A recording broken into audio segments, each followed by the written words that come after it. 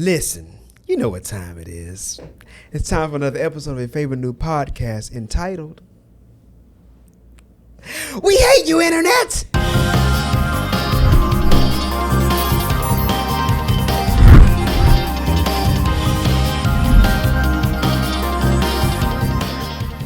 All right, come on inside, gather around, gather around. We are here at the Panorama Brand Studios here in Houston, Texas, Houston's premier podcast studio, and this is We Hate You Internet. It's a podcast that is designed to be fun yet informative, and it's to bring awareness to the negative effects of the internet on our lives, as well as celebrate the beautiful simplicity of our humanity. I'm your host, Wilfred Hamilton. Alongside me is my co-host and friend, Clara Aguirre. Clara. Listen, man, we out here with our new digs, you know what I mean, in 4K. People looking straight at our face, like I said, crystal clear, like we're right sitting in a room with them. How you feeling today, lady? Feeling good. I am excited. I'm excited for this new studio for everyone to experience with us. So I'm feeling good. That's what we like to hear. I just want to take a few moments. We got a lot of ground to cover. Recently, we just passed 1,000 followers on Instagram, and I am greatly enthused. Oh, yeah! Yeah, we gotta give us a hand. Man, we just want to appreciate all the support. It's really been encouraging. All the comments and the messages that we received. On multiple platforms, just showing support and interest in information we have to share. So we just want to take this opportunity to say thank you. We want to jump in. Today we want to be talking about the AI and the economy. It's We Hate You Internet, obviously. And just for those that may be just tuning in, a few things. We don't actually hate the internet. Sometimes. Well, yeah, there are times but it's just more of a name, a satirical thing that we came up with just to discuss the frustration sometimes that we have with the internet. We believe that the internet is a great tool. It's helped us in a lot of different ways in our lives as far as humanity is concerned. But like anything created by man, there are pros and there are cons. And we think that it's very important that people are aware of the cons, and so that they can minimize those effects. And so that's always the aim that we have with our show. We always kind of try to start big picture when we get into our discussions or our topics. By the time we get to the end, we want you to have a certain understanding and mindset that we hope will be beneficial for you moving forward. So that's always the idea. AI and the economy. Man, everybody and mama talking about AI, and we talked about it a couple of times in season 1. If you haven't checked out season 1, go back and check those episodes. We got some great good information. stuff on there. I'm Good telling stuff. you, girl, some jewels and gems in that joint. So yeah, we talked about it a couple of times before, but we're going to be talking about it many times moving forward because this is the new frontier. It will affect our lives in ways that we can't imagine, and we're right on the cusp of a lot of these changes. We want to kind of we want to help our audience now navigate those changes from a human perspective. Obviously, there's a lot of excitement, but there will be some issues and some challenges that'll come with it also. Just like the invention of social media. I mean, everybody was excited about social media, but then they didn't think about some of the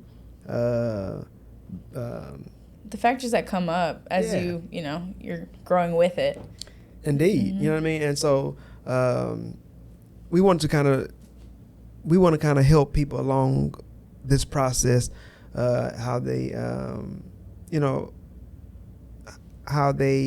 to help them along in this process.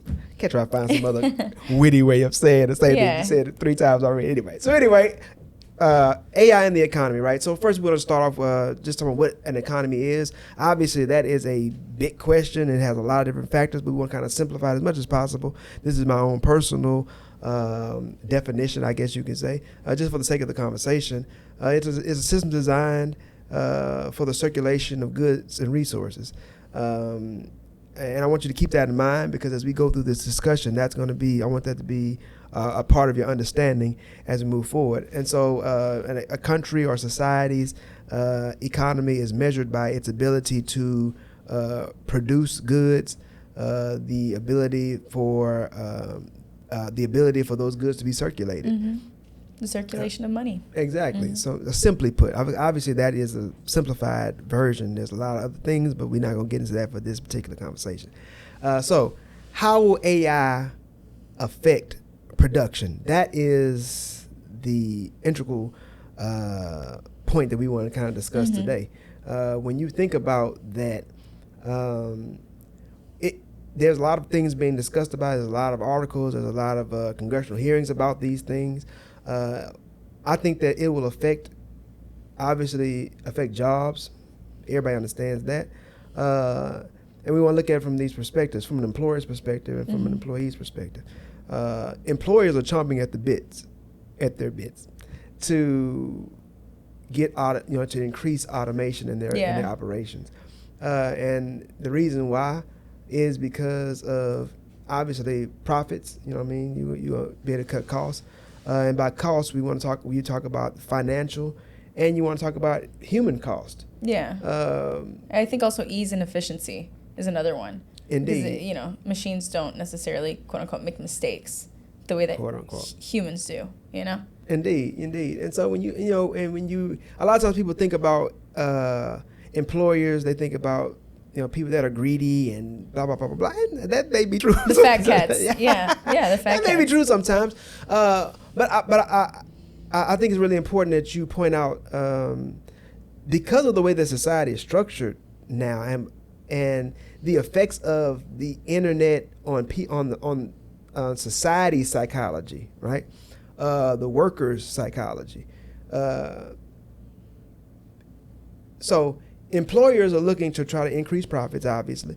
They want efficiency in their operations, and they want to increase their profits. We said that, but I want to say that twice. And ease. They don't want somebody, like a machine's not going to argue with them either, calling sick, Indeed. And that's the part, when I say human cost, that's what I'm talking about. The workers' mentality, unfortunately, and this isn't everybody, but generally speaking, it's one to, they want the most that they can get for the least amount of work as possible. We live in a society, I can speak about America anyway, and I think any first world country is kind of having the same issue.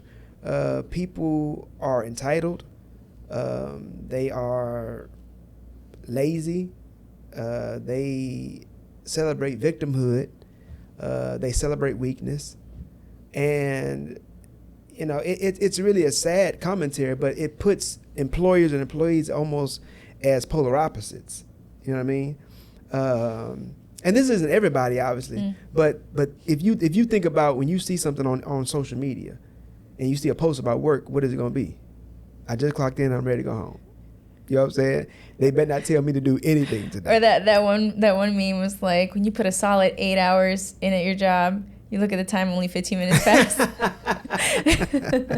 Indeed. You know what I mean? And so when you really kind of start thinking about that, like, and then you're talking about harassment suits, like I say, lawsuits. It's just the divide between what employers are looking for and what they need and what employees are willing to offer. The gap is getting wider and wider and wider. So then comes AI, and AI is going to take a lot of jobs. It's going to take a lot of jobs. I think it has a lot already. The grocery store is one we can already see immediately, and that's something that's been in the works for a few years now. Like, you don't see cashiers, you see kiosks or machines that you could just, you're the cashier. and one of the things I said I want to talk about, I really want to kind of deal with in this season. We said last season. We took a week off now as a new season. But moving forward, man, I really want to be honest with the audience. I'm not a fear monger by any means. I'm not a conspiracy guy. I like to think rationally. But I want to make sure people are aware of, the gravity of what's coming. There are this push for automation and AI. People say, okay, well, there'll be new jobs created. And that's when we get into the production piece. it's, and some people would say, well, it's almost like the Industrial Revolution. You know, the Industrial Revolution with the invention of machines and things of that nature to greatly increase productivity. You know what I mean? Instead of you have 100 people or 10 men digging a ditch, you get one tractor and they can dig that out in no time. So, you know, light bulbs, we were able to work well into the nighttime instead of when you used to have only like 12 hours or your daylight to be able to work, and then night you had to shut down. Now you're able to have 24-hour operations. All those things were part of the Industrial Revolution. But when you think about in that sense, the difference between the Industrial Revolution and the AI revolution is that human beings were still in control with that transition. You still need a human being to operate those tractors, those machines. The machines, yeah. Whatever the case may be, they were still being produced by human beings. But in the AI revolution, AI doesn't need human beings. It's self-sufficient. It operates on its own. It learns. It adapts. And so the idea is that, well, you learn new skills, you better get the new jobs of the future. But when you think about just ChatGPT, right? ChatGPT can cause an individual, or you can take an operation that needed 10 people, and with ChatGPT, you can probably knock that down to 2. 2 people can probably do the job of 10. And like ChatGPT is in its infancy. AI there's so much more that AI is going to be able to accomplish in the next, 6 months, a year, 2 years, 5 years, 10 years. Our world is going to be unrecognized. It's going to be a totally different world in 10 years. And you think about, we talked about this before, like the divide in generations, how the world that your grandparents lived in is, that world doesn't exist anymore. The world that your parents grew up in, that world doesn't exist anymore. Almost to the point that the world that we grew up in when we were children, that world almost doesn't exist anymore. And as you see how fast things are moving and things are changing, like I said, in 10 years, we're going to be living in a space where it's going to be totally different than what we're living in now. And the idea of that you're still going to need people. If people aren't careful about how they manage AI, as far as the production of AI and the use of AI, it's going to come. But if there isn't a thought process as far as how it is to be utilized, as you said before in one of our episodes in the past, like human beings will create the cages they reside in. They will make themselves obsolete. How that affects the economy, right? And so you have to have consumers in order for your economy to work. And here's the issue, here's the problem. As employers continue to look for AI to take jobs, like I said, it don't call in sick, it don't complain, it ain't gonna file no suits, it ain't gonna not show up for work, it ain't just gonna quit and then like not show up, it's not gonna give you no lip. Like, people are gonna wanna replace workers as much as possible with AI, right? And then their bottom lines get bigger. They make more money, and then the economy appears to be generating more money. But here's the issue, though. You have to have consumers. And if you start taking too many people out of your economy, you don't have enough consumers to keep the resources circulating. Yeah, if you don't have enough workers making money, I totally exactly. agree. And I'm gonna pass it to you. I've been talking this whole time. So you look at me in my face like, when you go, when you go shut your mouth so I can say a couple things. I'll finish this point. You run into an issue, like I said, because AI doesn't consume. It produces, but it doesn't consume. And so then if you don't have enough human beings as consumers and they don't have enough work for human beings to do, the only other solution I could think of, and that's been discussed multiple times, is UBI, universal basic income. I mean, it was basically the same concept as the stimulus checks. You know what I'm saying? They gave people a couple $1,000s, whatever, to stimulate the economy. They talking about doing that long term. Now, everybody's first inclination to that, or first thought is like, man, yeah, free money, great. You know what I'm saying? Bring it on. But what people don't take into account when they consider that is if the government pays for your livelihood, you essentially become the property of the government. I mean, you have to go along with anything they tell you, because it's like when you're a child in your parents' house. If they paying all the bills, you have to do what they tell you to do.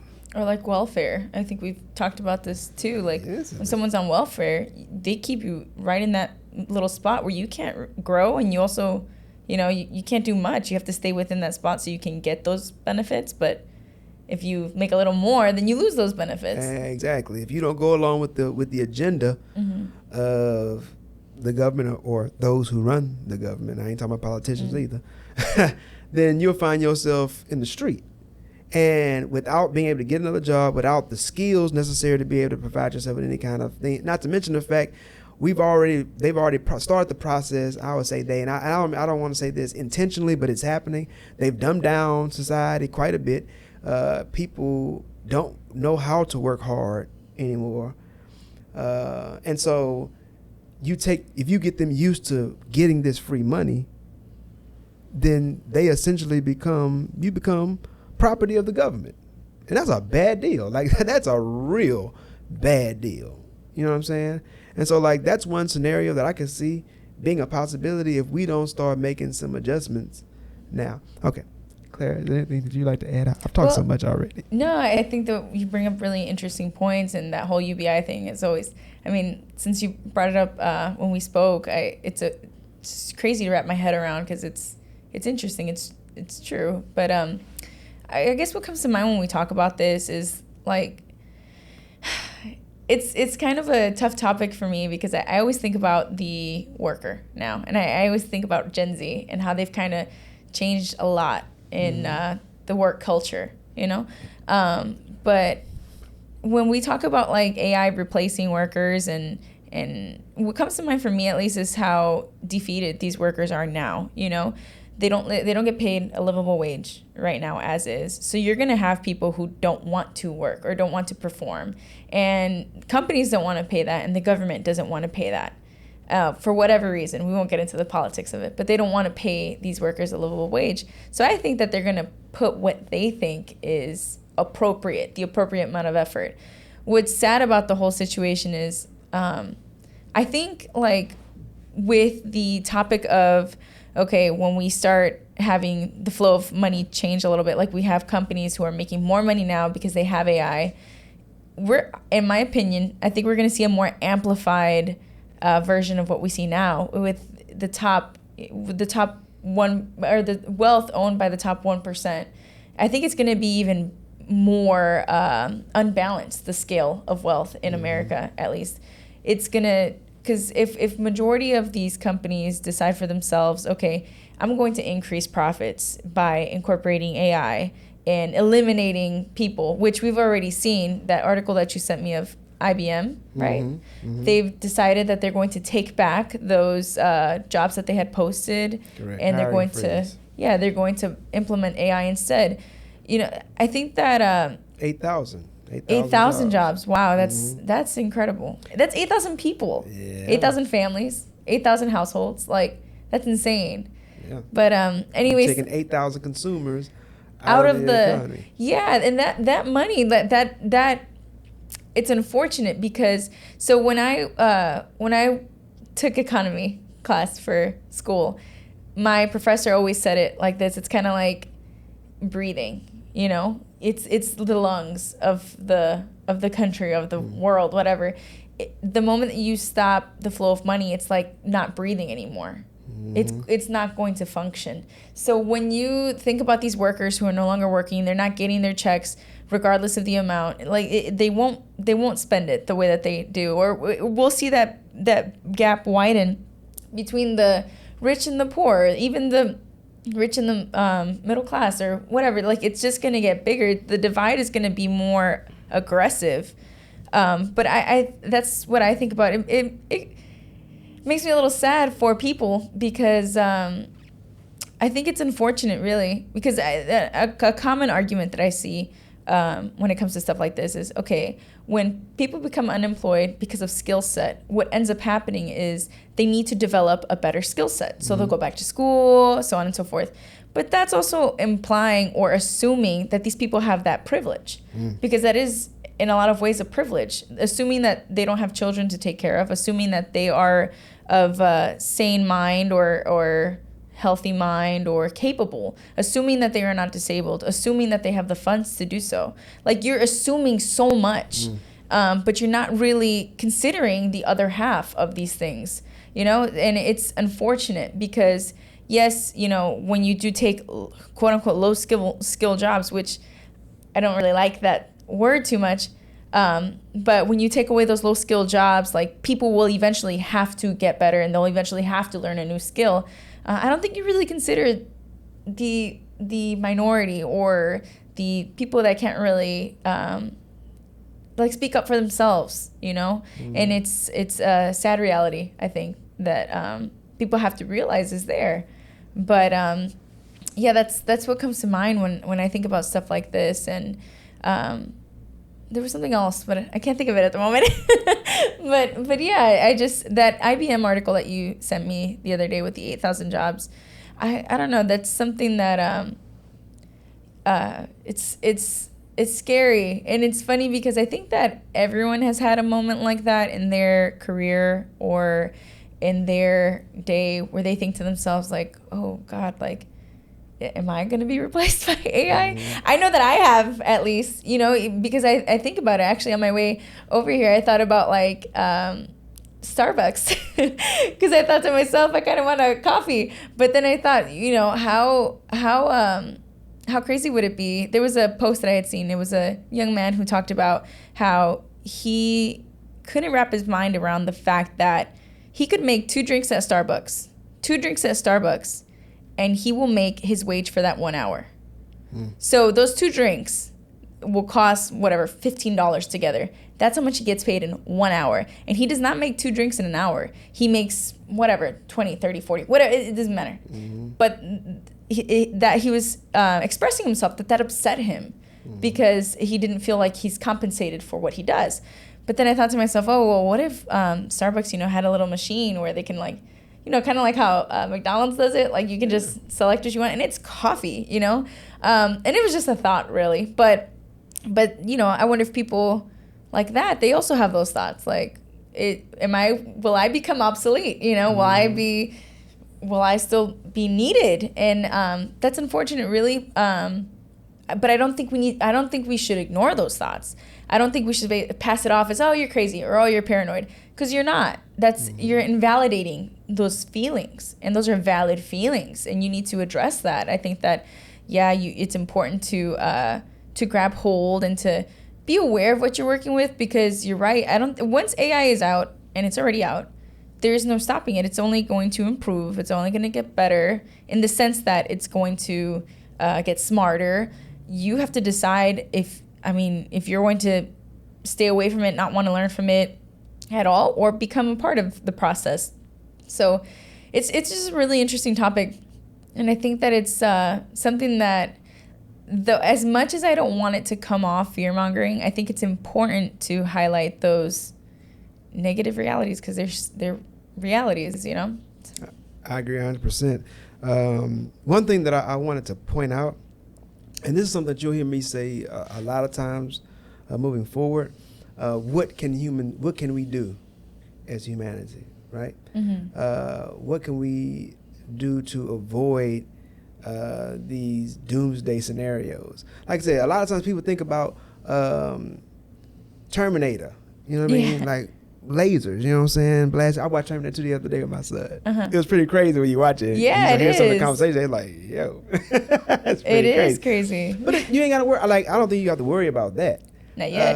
I really don't think at all, honestly. The issue is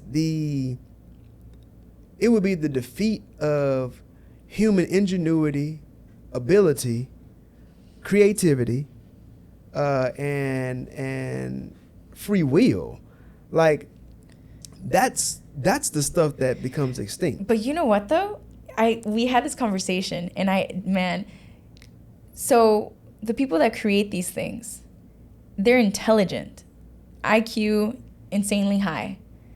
And usually, most of the time, people with a higher IQ have a very low EQ, emotional intelligence. Indeed. People who, like, sorry, Mark Zuckerberg, but if you're listening, people like they're not socially adjusted. They're kind of like outsiders a little bit. They're a little awkward, and a lot of times too, they're a little narcissistic. They have almost like a god complex as well, a power complex. Who's to say that they wouldn't do it just to feel like I did it? You know what I mean?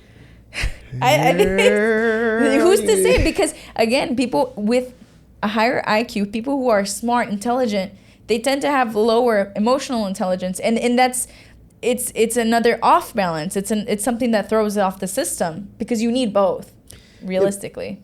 Because emotions can be irrational, and those who possess intellect are thinking more on the rational side of things. And you talking about AI, that's another issue that we'll talk about another day. But anyway, we also have to start trying to wrap this thing up in a little bit. You mentioned the top 1%, and this is something I would an idea or a thought that I would pose, to the audience, or even if somebody from that group is listening. Because I feel like a lot of people that are wealthy, they get targeted unfairly. Even sometimes people automatically assume that they're greedy and all this just because they're wealthy, and that may not be the case. They're just taking advantage of the opportunity that is before them. You know what I mean? I think that greed plays a part sometimes, but I think one of the other main factors is competition. I mean, at the end of the day, when you're in business, you're in competition. And if your competitor has an edge on you because they're using this technology, or because they're cutting costs, or because they're paying their labor force cheaper or whatever, then you have to compete. You have to find ways to balance out the playing field. So I can't pay my workers $20 an hour when my competition is paying theirs 10. Then they're able to cut their costs, they're able to do all these different things, and you go out of business. So it's a lot more complex owning a business than people that don't own a business realize. What I will say though is that with the gathering and holding of resources, a person that's a billionaire, I'm not knocking. People be like, oh man, people's a person that's a billionaire. I can understand both sides of the fence. Because obviously you have made more money than you can ever spend in your lifetime, and so why do you need that much money? But you're holding. That's the issue. The point I would make is this: in order for your economy to work, money has to circulate. If you're hoarding, if all the money starts, if you have a cycle and all the money gets stopped at 12 o'clock, you know what I'm saying? Eventually, it's the whole system will dry up. If you have all the money, then who's going to buy your products? Who's going to pay for your services? The money has to flow. You see what I'm saying? Unless they just don't care about. But that's the issue. You may not care, but eventually the whole system will break, and then your money don't mean anything if you can't do business. The only way you can do business is if the money circulates, if it flows. And so the same concept with AI. You cannot have a system where AI is the primary producer,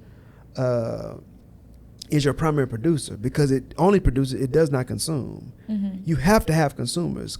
So that means people have to have jobs. People have to make money. You have to pay these people so that they can buy the services and exchange goods and services and resources. Like that, that's the only way that your society can work.